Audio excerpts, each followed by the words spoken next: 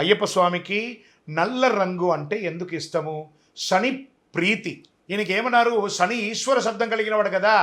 ఆ శనీశ్వరుడు కూడా స్వామివారికి దాసులు. ఎలా అయినప్పుడు శని బాధ వినాశాయ ఘోర సంతాపహారిణే కనకాలయ వాసాయ భూతనాదాయ తే నమః.